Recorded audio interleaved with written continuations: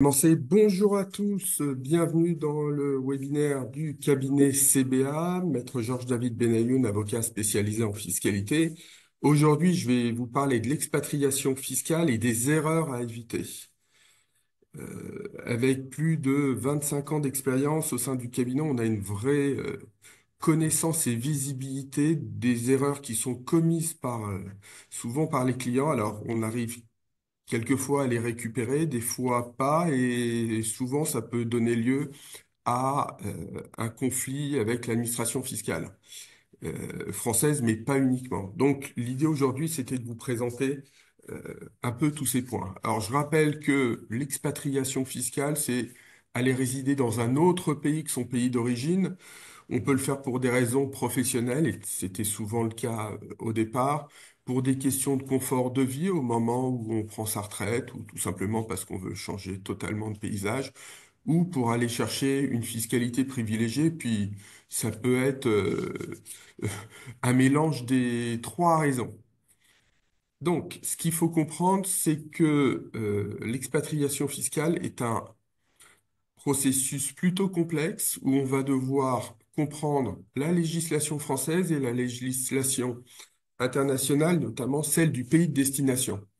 Et que dans le cas où on passe à côté, vous allez voir, on peut très rapidement être sanctionné, avoir des incidences financières plutôt élevées.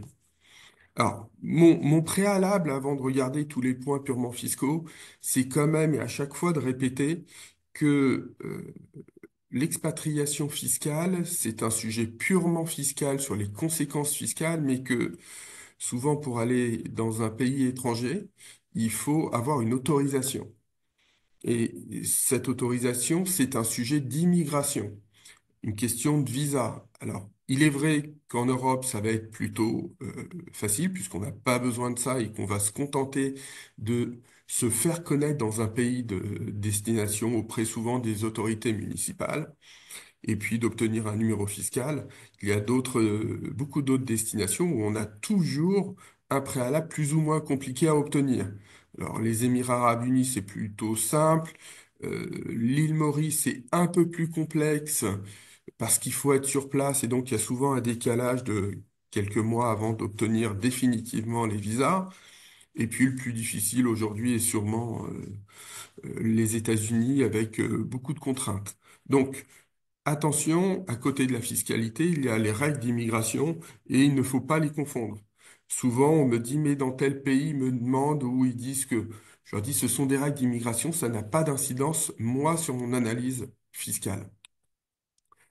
Le premier élément important et la première erreur, c'est de ne pas déterminer préalablement le respect des règles de la résidence fiscale. C'est-à-dire que si vous n'allez pas voir la notion de résidence fiscale, voir comment elle est définie et est-ce que vous allez respecter ces critères, vous allez passer à côté totalement de votre sujet avec des incidences qui peuvent être plus ou moins graves. Je m'explique. La résidence fiscale, c'est l'élément central de l'imposition. Vous êtes résident fiscal d'un pays, ce pays doit vous imposer selon vos revenus mondiaux. Vous n'êtes pas résident fiscal d'un pays, ça veut dire que ce pays ne pourra vous imposer sur les revenus de source de ce pays.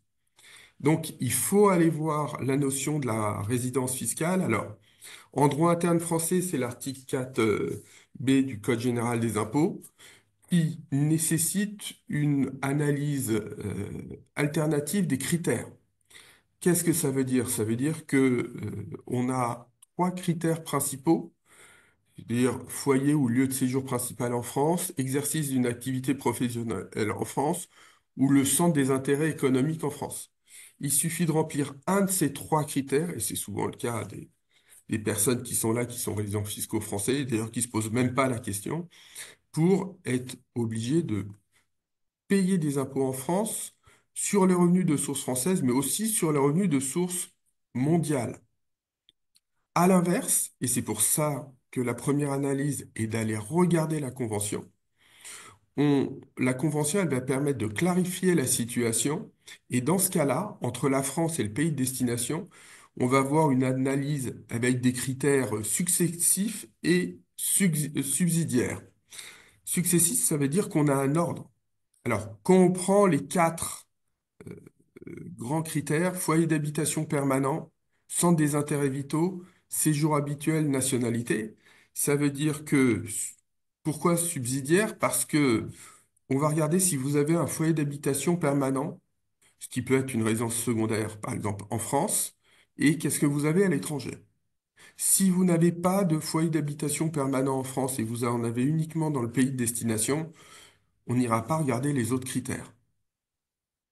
À l'inverse, si vous avez en France, on va aller voir le centre des intérêts vitaux. Alors, c'est souvent ce critère le plus important. Après le foyer d'habitation, parce que c'est un mix d'analyse de revenus et de patrimoine, et que les autres critères du séjour habituel ou de la nationalité sont vraiment regardés de manière très, très, très, très rare. Euh, Parce que c'est souvent des critères qui n'ont pas vraiment d'incidence. Alors, pourquoi il faut pas passer à côté de l'analyse de la résidence fiscale? Parce que si vous passez à côté, vous risquez de penser qu'en étant à l'étranger, vous n'aurez pas d'imposition en France, alors que ça peut être souvent le contraire. Alors, je voulais vous parler de deux exemples, hein, plutôt, plutôt délicats ou du moins qui nécessitent une analyse. Les Émirats arabes unis, il faut savoir que quand vous lisez la convention et notamment les articles, ils sont un peu bateau, voire basique. Mais si vous allez voir l'article 19.2, on vous explique qu'en droit conventionnel, il faut préalablement respecter les règles de l'article 4b du Code général des impôts. Ça veut dire que euh, les trois critères que vous voyez sur la présentation, il faut être certain de ne pas les respecter pour que la résidence fiscale ne soit pas remise en cause par la France aux Émirats arabes unis. Et c'est pour ça qu'on a eu sur ces dernières années de nombreuses procédures. À l'inverse, l'Italie, les règles sont plutôt bien établies. Mais il faut toujours faire attention, est-ce que le régime dont je vais bénéficier me permet de bénéficier de la convention fiscale? Alors, il y a des interrogations aujourd'hui sur notamment le forfait qui est passé de 100 000 à 200 000 euros, de savoir est-ce que vous bénéficiez de la convention. Si vous ne bénéficiez pas de l'application de la convention, ça veut dire qu'il va falloir quand même respecter les trois principes de l'article 4b. Si vous êtes sur la convention fiscale, la simple disparition du foyer d'habitation permanent permettra de dire que vous êtes résident fiscal italien. Alors, au regard de l'analyse aujourd'hui, on peut considérer que ça se passe plutôt de manière favorable, mais il n'y a pas de prise de position formelle de l'administration fiscale sur l'application du régime du forfait, par exemple, à la convention fiscale entre la France et l'Italie. Donc, premier élément essentiel, la détermination de la résidence fiscale au regard de votre patrimoine, de vos revenus, hein. Le cas est vraiment nécessite une analyse au cas par cas. Deuxième chose, deuxième erreur, ne pas anticiper les conséquences sur les plus-values mobilières. Ben, quand on part, si on se dit je laisse de côté mes plus-values mobilières, on risque d'avoir une mauvaise surprise. Pourquoi? Parce qu'on a un sujet aujourd'hui qui est celui de l'exit tax, qui risque d'ailleurs dans les semaines qui viennent d'être encore plus durement touché parce que aujourd'hui l'Assemblée envisage de revoir les règles. Alors, c'est quoi l'exit tax? C'est tout simplement prévoir une imposition spécifique sur les plus-values latentes au moment du départ de France. Et c'est prévu par l'article 167 bis du Code général des impôts dans deux cas. Soit votre portefeuille d'actions, d'obligations, alors il y a beaucoup de caractéristiques, dépasse 800 000 euros, soit vous détenez au moins 50% d'une société soumise à l'IS. Alors, il importe peu d'ailleurs que cette société soit à prépondérance immobilière ou pas. Donc là, on va voir trois régimes. Et c'est pour ça qu'il faut anticiper. Parce que vous ne pouvez pas vous poser la question postérieurement. Premier régime, vous partez en Europe. Vous allez avoir un sursis automatique. Tout ce que je viens de vous dire, vous allez remplir des documents. Et dans la déclaration d'impôt qui suit votre départ de France, Vous partez en 2024, c'est dans la déclaration d'impôt de 2024 faite en mai ou juin 2025 que vous devrez remplir une déclaration d'exit tax. Vous partez hors Europe dans une destination qui a signé avec la France une convention d'assistance en matière de recouvrement.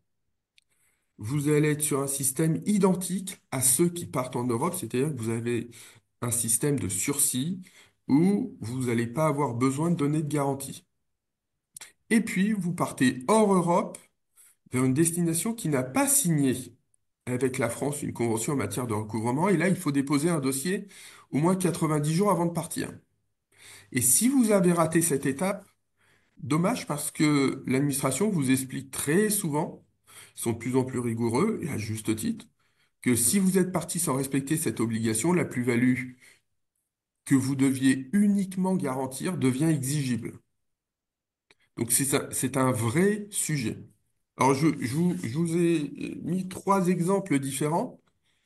Exemple l'Italie, vous êtes au sein de l'Europe, il ne peut pas avoir d'entrave à la libre circulation des personnes. Euh, donc vous n'avez pas à donner de garantie, vous avez un sursis automatique.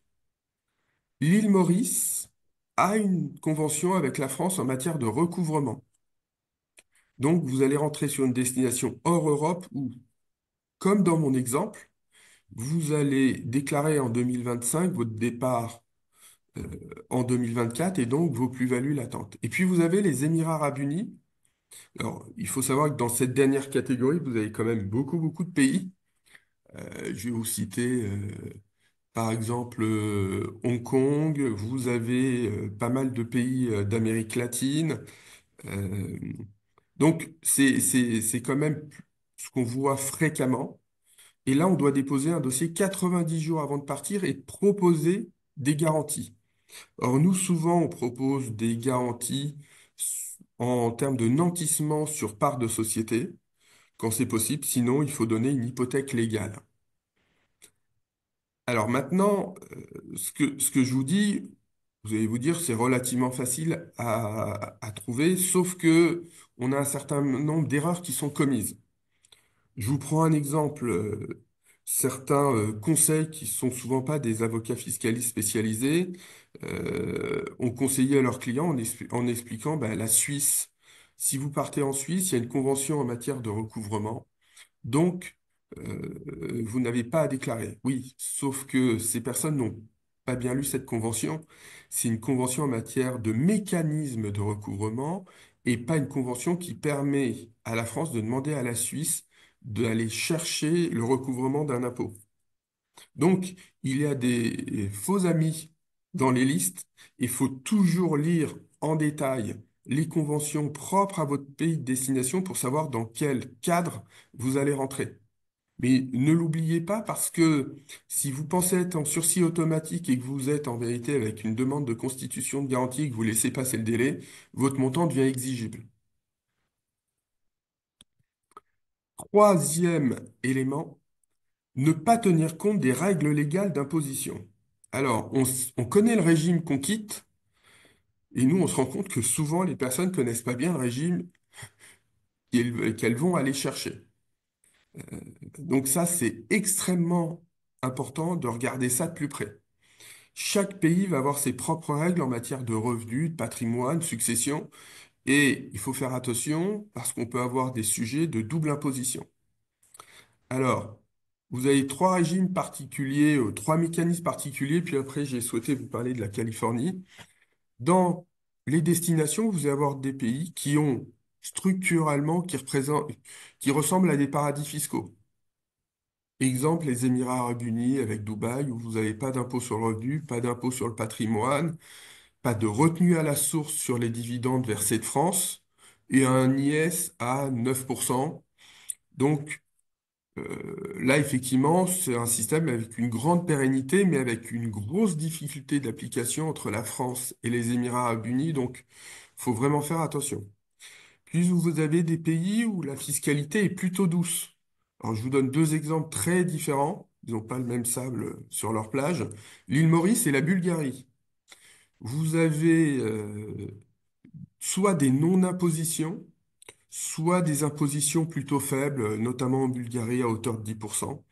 Donc ça, c'est intéressant parce que vous êtes sur, comme les Émirats arabes unis, sur une fiscalité pérenne.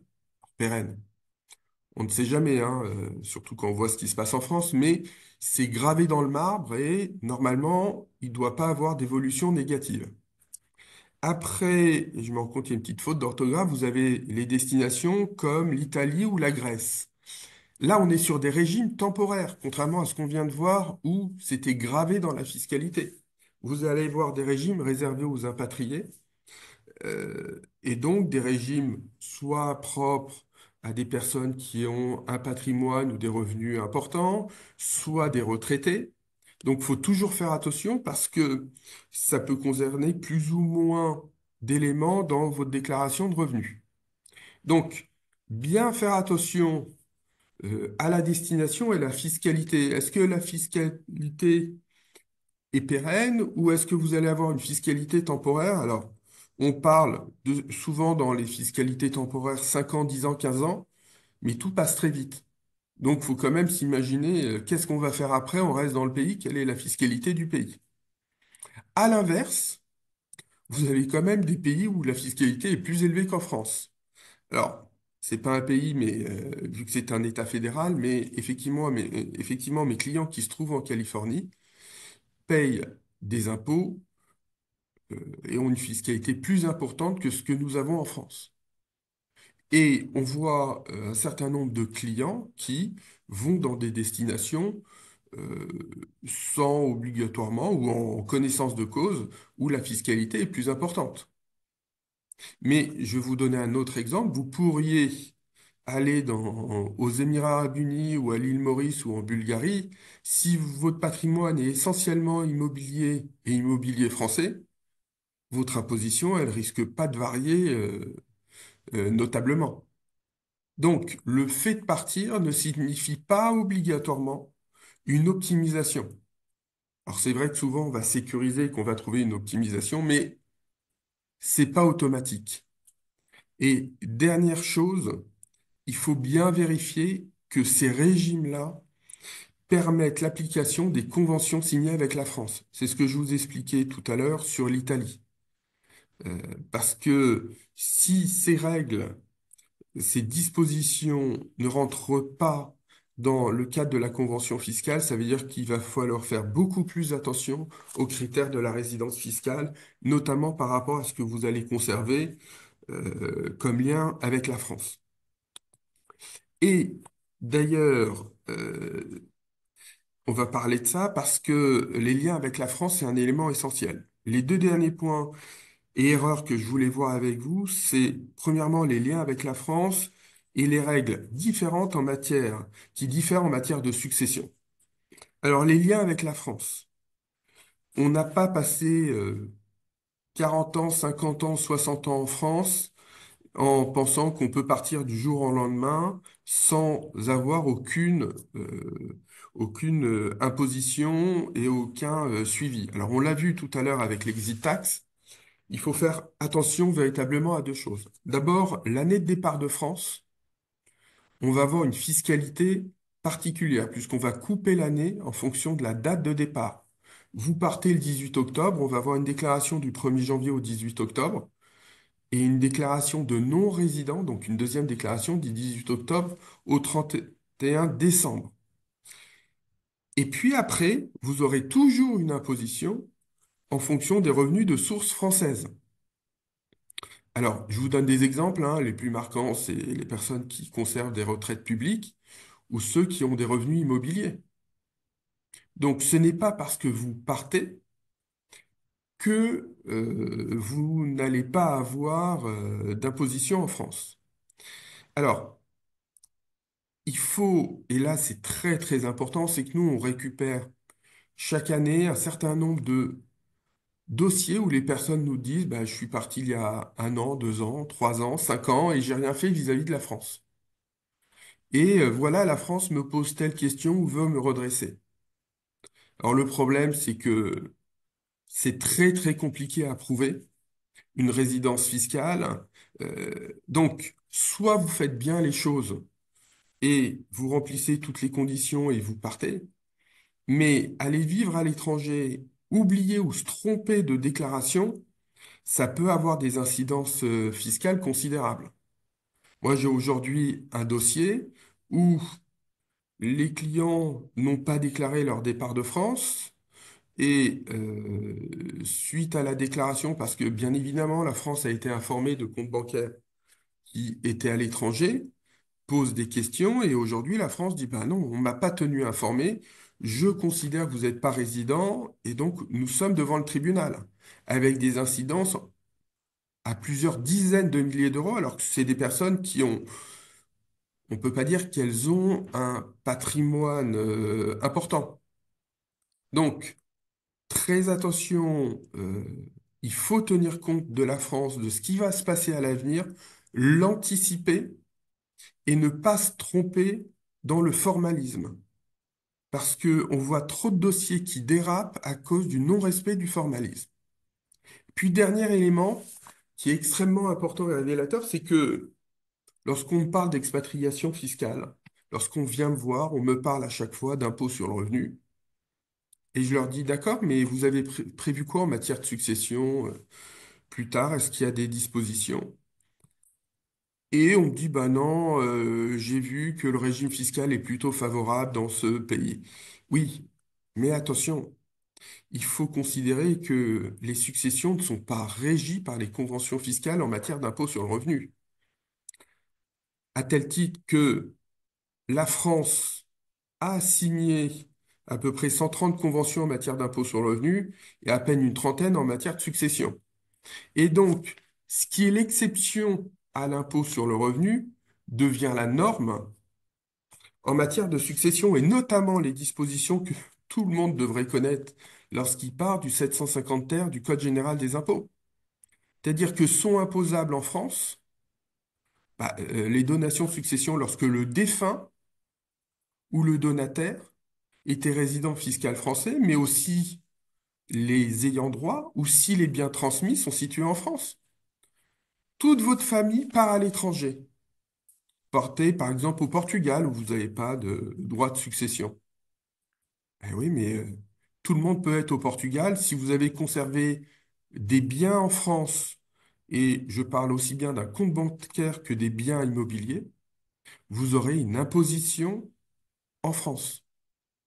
Et c'est pas parce que votre banquier vous laisse avoir 50 000, 100 000, 500 000 euros sur votre compte bancaire français et que vous ne payez pas d'impôt sur le revenu qu'il n'y a pas d'incidence en matière de succession. À titre d'exemple, j'ai dans un dossier où la succession avait été totalement organisée et je crois que il restait même moins de 10 000 euros à déclarer en France et mes clients, par mesure de simplification, ont dit, bah, c'est pas nécessaire. Bah, j'ai reçu une mise en demeure de déposer une déclaration de succession. Donc, la France, même si vous êtes parti, arrive à suivre, à connaître les dates de décès et donc à aller chercher une éventuelle imposition. Donc voilà, quand on regarde de plus près les sujets qui se posent à vous sur l'expatriation, les erreurs à ne pas commettre. Je répète donc, élément extrêmement important, la résidence fiscale. Connaître la fiscalité du pays de destination, ne pas oublier la fiscalité qui resterait en France, et savoir que le sujet est totalement différent en matière de succession. Et puis il reste effectivement le sujet de l'exit tax. Et donc là, j'ai une question. Pouvez-vous expliquer la notion de garantie pour l'exit tax? Est-ce que le sursis pour l'Europe risque d'y disparaître? Alors, non, il ne disparaîtra pas parce que de toutes les manières, il faut savoir que l'exit tax date de 2012. Il existait antérieurement jusqu'en 2007-2008. Il avait disparu parce que la Cour des justices de Communauté européenne considérait que c'était une entrave pour les Européens. Donc aujourd'hui, on a un régime, de toute façon, qui ne va pas changer sur ça. Où on risque de changer, c'est qu'on a eu, au cours des années Macron, un mécanisme qui n'en est pas vraiment un. On nous a créé un millefeuille en rajoutant une complexité, c'est-à-dire que si vous êtes parti, par exemple, il y a 3 ans, sous un régime Macron, vous pouvez penser que votre exit tax est terminé aujourd'hui, alors que ceux qui sont partis sous la législature de François Hollande en ont pour 15 ans. Donc, je pense que les mécanismes et les modifications à l'avenir concerneront d'abord la durée, puis après les contributions sociales. Aujourd'hui, l'exit tax existe, mais il est quand même très très simple à contourner, et je dirais même, c'est le contournement est même pas une question de vouloir frauder ou pas, c'est-à-dire que quand vous vous comportez normalement en qualité d'associé, vous allez voir que votre exit tax, des fois, va totalement disparaître du jour au lendemain et vous allez vous dire, mais pourquoi on m'a demandé autant de choses? Et un suivi pendant quelques années. Donc, non, vis-à-vis de l'Europe, il est certain que ça ne changera pas. Euh, voilà. Après, il y a une question, doit-on fermer son numéro de téléphone en France en cas d'expatriation? Pas obligatoirement, mais le propre d'une personne qui est expatriée, c'est une personne qui vit à l'étranger, donc elle utilise un compte bancaire étranger, une ligne téléphonique étrangère. Alors bon, vous pouvez garder une ligne française, mais j'espère que l'utilisation ne sera que résiduelle. Voilà, je vous remercie d'avoir assisté à ce webinaire et puis je vous donne rendez-vous bientôt pour un prochain webinaire du cabinet Seber.